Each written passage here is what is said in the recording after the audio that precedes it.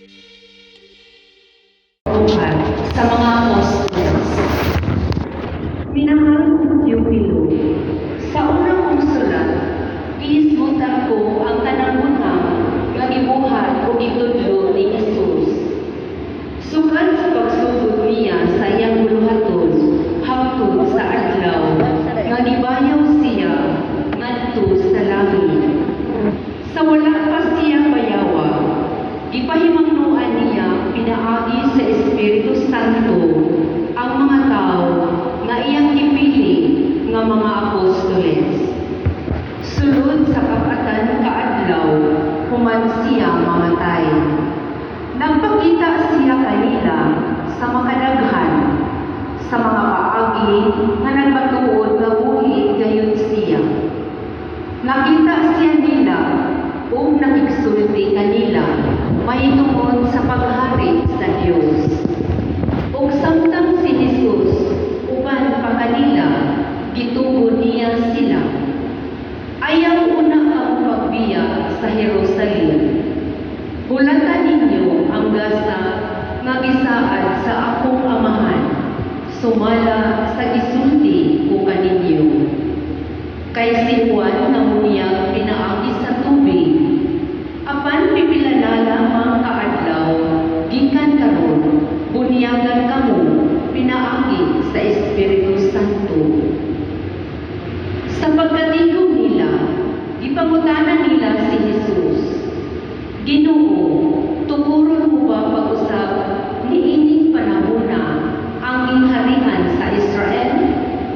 Si Jesus mitubag kanila, ang mga panahon o mga adlaw gilapit ng daan sa pagbuot sa akong amahan. Dili kamo angay magpakisayo kung kanus akin ni mahitabo. Apan kung unsad na kaninyo ang Espiritu Santo, makadawat kamo o mahimo kamo akong mga saksi sa Jerusalem, sa tibuok Judea o Samaria, o sa tibuok kalibutan. Human niya isulti kini, gibayaw siya ngadto sa langit, samtang nagtanaw sila kaniya. O siya, wala na nila makita, kay gisalibdan man siya pangano. Samtang nagtutok sila sa langit sa pagkayang ni Jesus, may duhong na tao nga nagbistig puti, nga mitungha pagkalig, o mibarog tupad kaniya. Miingon sila, mga taga-Galilea, nganong nagbarog man kamo dinhi, ug nagsigig hangad sa langit. Si Jesus kanibayaw ngadto sa langit, mubalik sa samang paagi sa iyang pagkaya ngadto sa langit. Ang pulong sa Ginoo. Salamat sa Diyos.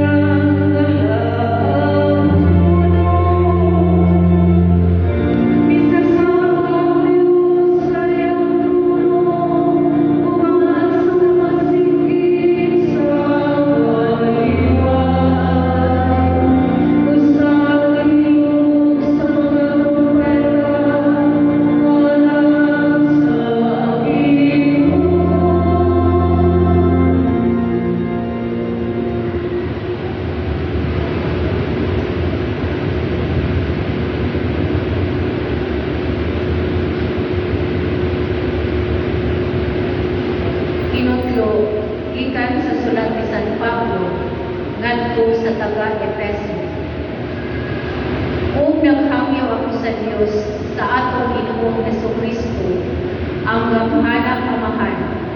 Mahatagan ang kamo sa Espiritu nga maghimo kaninyong maalamo o magpadayag sa Dios kaninyo aron makaila kamo kaniya.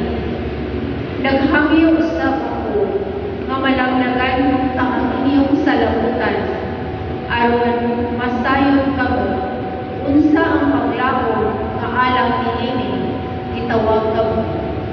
O hinaot usab unta nga masayon kamo sa kahubong sa mga panalangin nga gisaan niya sa iyang katawhan. Dugang painini, ipanghinaot ko nga masayran ninyo ang kadako sa iyang mahal nga ani ang kanato nga nagtuo kaniya. Kining kahuma nga ani ang kanato mao ang gigamit niya pagpanhaw kang Kristo o pagpalingkod kaniya sa iyang tuo dito sa langit. Dito nagharing si Kristo labaw sa tanang mga hari o sa mga anaa sa gahom o sa mga punuan ingon man sa mga kaginuuhan. Labaw siya sa tanan bisan unsa pa ang ilang katungdanan niining kalibutana o sa sunod. Gibutang sa Dios ang tanan ubos sa pagmandong ni Kristo o alang sa simbahan, gihimo siyang pangulo nga labaw sa tanan. Ang simbahan mao ang lawas ni Kristo, ang kahigpitan niya nga mao ang naghingpit sa tanang butang. Ang pulo sa Ginoo. Salamat sa Diyos.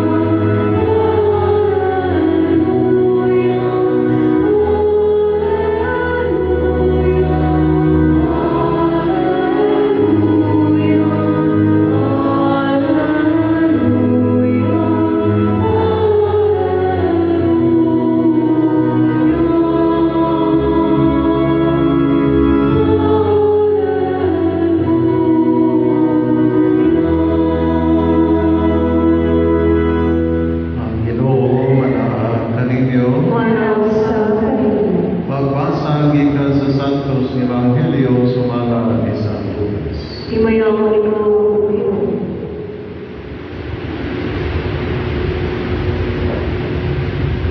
Si Jesus mikon sa mga tinunan.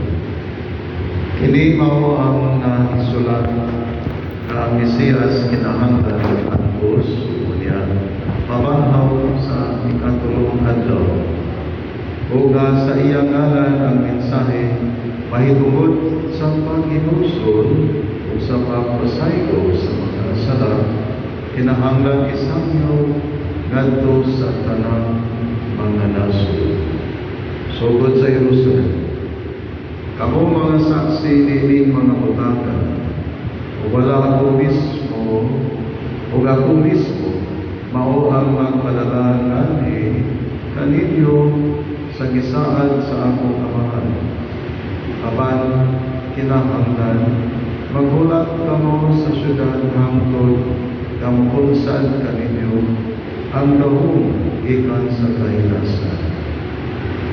Kunya, idala niya sila ngadto sa gawas sa syudad hangtod sa Betania.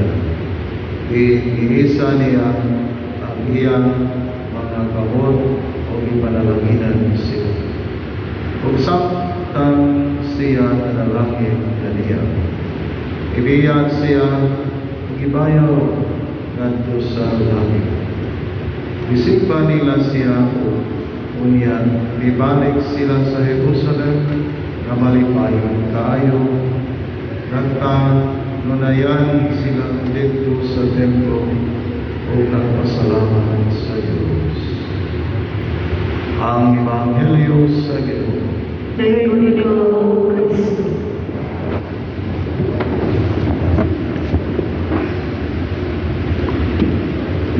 Ikalipay sa mga ginikanan na nakatungkong na sa imuntan katapusan.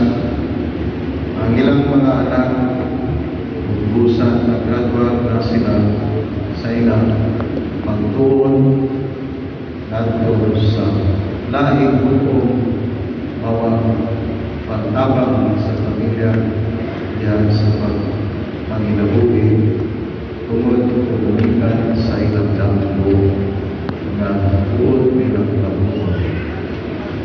Kung ikalipay usap sa mga ginikanan na may sakana nato sa laing angkan ang ilang mga anak ikan sa kinder nato sa elementarya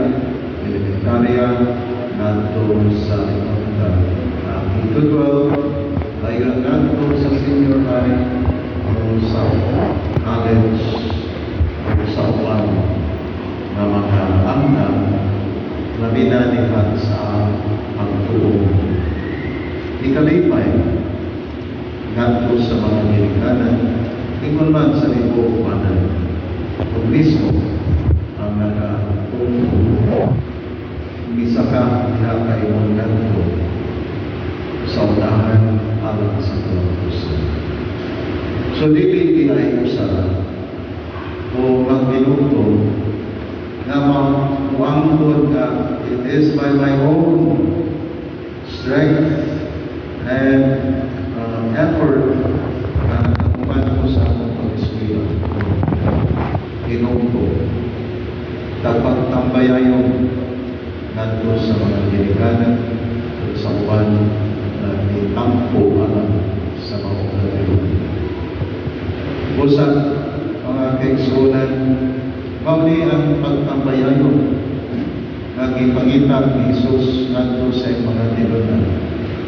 Ginasig sa Espiritu Santo na mao'y hukom kanikan na magpulungay na binabalay alang sa kalapusan at katuyuan sa simbahan na itubod ni Kristo rin sa kaligtasan. Mausap kini ang ingon na dalan sa kalabuan sa atong nasod.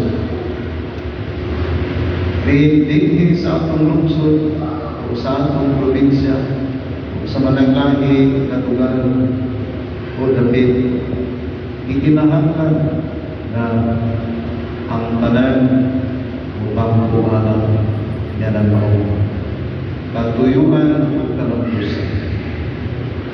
So diini ipadayon ka nato nga dili na ta magbulan sa Espiritu Santo na kumunsan aron kita makaingunta makalampos ihanap ko ba nato ang Espiritu Santo diyan sa atong isig kayon nga dinasig siya o gigiyahan o gibimisyonan para sa pagtambal o pagtampo sa kalampusan ngadto sa uwan.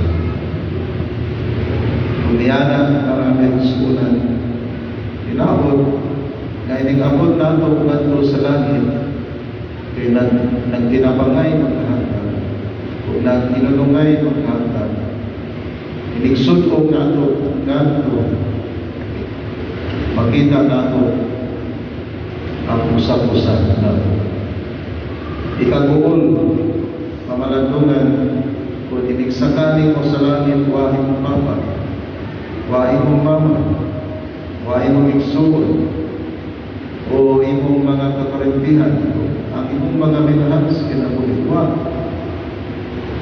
mawala ka mahal na Virgin wa nahimutan sa lihat ng ipasakan siya the assumption of our Blessed Mother into heaven wa sa nahimutan tungod kay sa iyang pagklikli pagtanaw huwag usap ninaog ipanganaog o ibuyod itubod na ninaog sa balik digli for so many times wishing and asking ingon man seeking nga unta kitang tanan mahilangin uban niya. So, usap mga pinsunan, pinsaman ang narang sa iyong pamilya, sa iyong tanaw na dili mahiuban dito sa langit. There's time to make it happen. There's time na imo sila imong nasipon o tuduan o ingon man padungod o dili kinani nga imuon na dili yun langit ang ilang matungtungan. So diini mga pinsunan, mao kini ang simbahan, dili ilansa, dili individualistic, kung dili ingunta always looking for each other as brothers and sisters, keeping one another. So, unsa man ang mga suliran sa atong katilingban, dili na usa ang musulman pinili. Kita tanan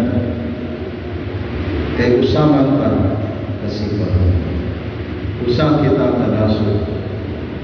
Usa mag-inunungay o magpumpo mao tanto ang nakita nato human sa eleksyon.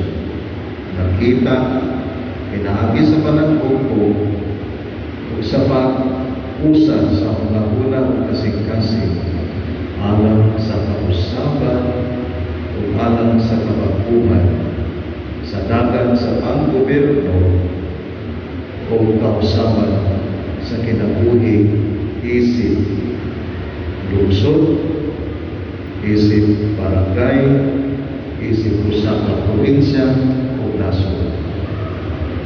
Tanawa ako sa inyo ito.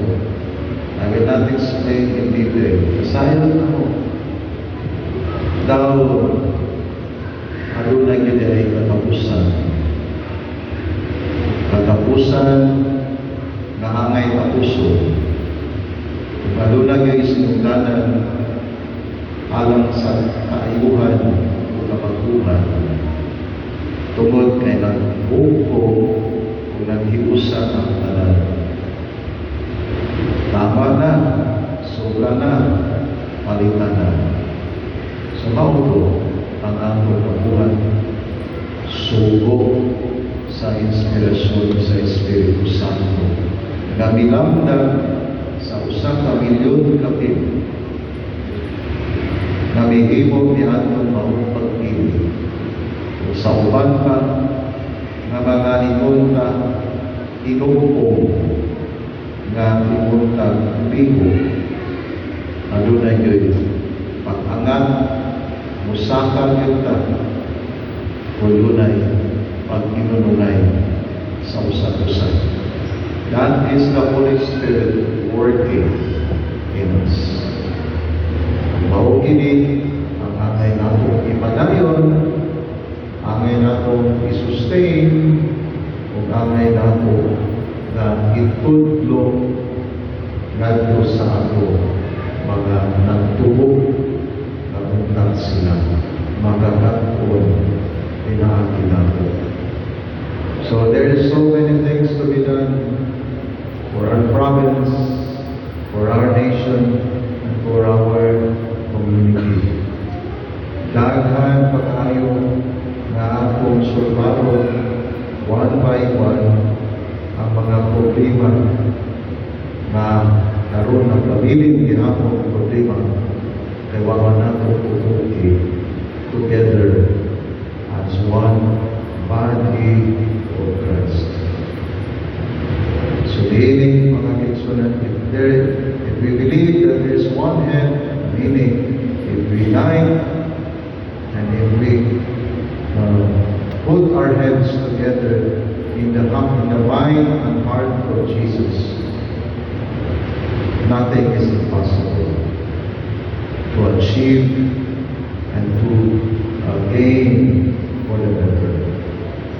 So, usap mga kinsunan, so diya sa pamilya, Kinsa katong inyong pamilya na nagpuyo, do it and make it straight.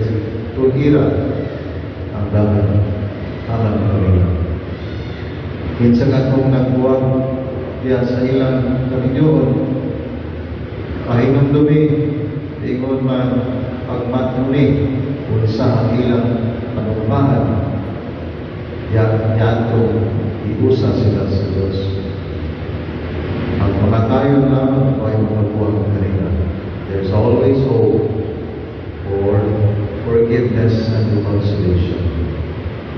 So kung sa pa ang amay na tugon mismo diyan sa pamilya, kanan nang ginahanglan kini o hinugpong na pagtulog, pagsahod o ligo. Mao kini ang dynamics sa Holy Spirit. Now working with us, now living with us, now inspiring us. Mao kini ang atong pagkinabuhi, all of us will go to heaven. Because that is the place where this is our final destination. As one family, as one country, and as one citizens in this world.